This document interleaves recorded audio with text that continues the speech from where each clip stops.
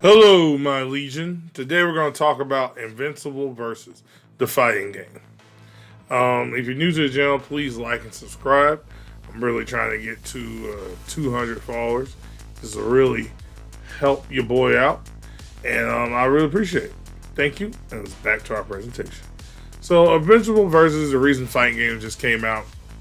It's a 3v3 fighter. If you played Marvel vs. Capcom, if you played Dragon Ball Fighters, this is the exact same as that, or at least to a certain degree, and it's a new entry into the fighting genre. And this game is really good. I really like this game. I've been playing fighting games forever, literally since Mortal Kombat back in the day. I've competed in tournaments and everything like that, so I have a good amount of experience in fighting games. This game is really good. I'm gonna go over some of the pros and cons and tell you where I feel. First off, let's start with the pros. It's an easy to learn fighting system. This game is not super complicated at all as far as like how to do the moves and stuff. They do have two ways to do it: motion and standard. Motion, you can do the core circles and stuff like that. And then you have standard, which is you can just press a button to do the specials and stuff like that. Or once again, you can use the motion to do core circles, do specials and stuff like that. Now that being said, if you do the motion, you do more damage. However, to be completely honest with you, I don't think the damage is high enough to do motion. So let's stick with standard. Just stick with the one button specials because, like, I personally tested this out and it wasn't enough. It was not nowhere near enough. So yeah. Also, the visual style. I do like how it looks. The art design is really cool looking.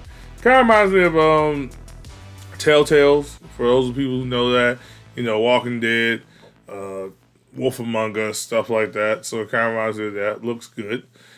Very comic booky. It has decent amount of game modes, and it has a rollback net code.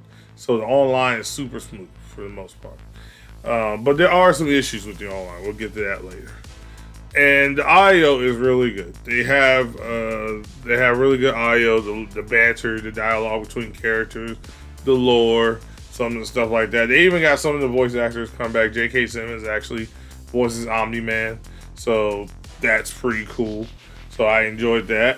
But overall, it's a mostly positive thing to say.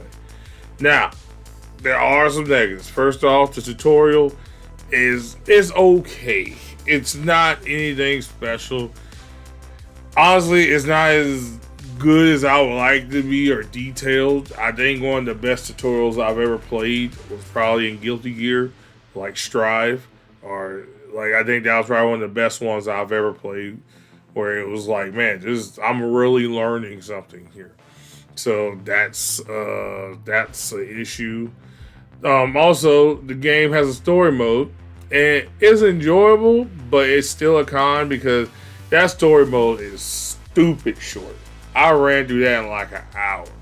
And I was being very leisure about it. So to be completely honest, if you're just super hardcore, you probably can go back and buy through it quicker than that. Also, in case I didn't cover this point, the story mode or this version of Invincible you're playing is a what if scenario. So if you're worried about, I guess, spoilers or stuff it connecting to the comic somehow or the show somehow, besides the characters being in it, there's really no connection. So I wouldn't worry about that. Also, like I said, I enjoy the audio, dialogue, and the banter and everything, but the intros are unskippable. And it hasn't really bothered me, but for some, I know that will be an issue. Like you can't you know how Injustice or any other fighting games they do the little taunts and everything. You can skip it. You can't do that here. Like you just have to watch it. I imagine they'll patch it at some point, but as of right now, it is unskippable. So those are like some of the big negatives I have to say about it. But the roster's pretty detailed. There's a lot of characters, it's pretty good. So overall, if I had to rank this, I would give it I give it a guilty pleasure. Ah, my precious guilty pleasure. Which would be about like a 7 out of 10. 7 out of 10, 7.5 out of 10. If you haven't watched my ranking video yet, that's about where it's at. Yeah, but yeah, I give it about a guilty pleasure. It's very enjoyable. It's fun to play.